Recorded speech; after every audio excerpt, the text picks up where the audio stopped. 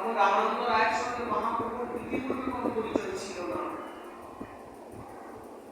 তাই রামানন্দ রায় জানতেন না যে মহাপ্রভু কোন স্তরের সাধক। পুরো পরিচয় তো আমি বলবো, সেটা হচ্ছে দাপর যুগের পরিচয়, প্রিয়তমের পরিচয়। কিন্তু কলিযুগে মহাপ্রভুর সঙ্গে রামানন্দের কোনো পূর্ব পরিচয় ছিল না। তাই মহাপ্রভু কোন স্তরের সাধক রামানন্দ জানতেন না। একদম প্রথম থেকে শুরু করেছে, মহাপ্রভু জানতে চাইলেন সাধ্য ভক্তি। তিনি বললেন যে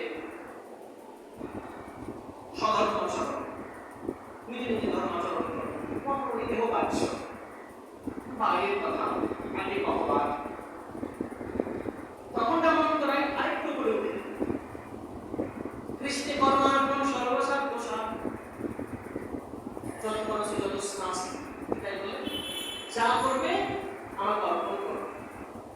তো প্রভু, তুমি যদি কোনো কর্ম করার পরে সে কর্মফল ভগবানকে সমর্পণ করে দিতে পারো, তবে তোমাকে কোনো কর্মবন্ধন মানতে পারে না। এটাই হচ্ছে স্বার্থভক্তি। মহাপ্রভু বলেন না, প্রভু কহে কেহ বাহ্য আগে ভগবান, রায় কহে জ্ঞান। জ্ঞান কি? প্রথম হচ্ছে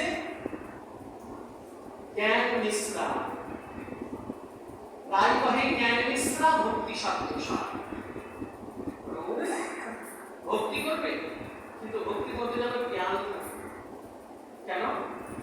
তোমার মধ্যে যদি ভগবানকে চেনার জ্ঞান না থাকে, ক্ষমতা না থাকে, তবে ভগবানকে কাছে কেউ নিতে পারবে না। ভক্তি করতে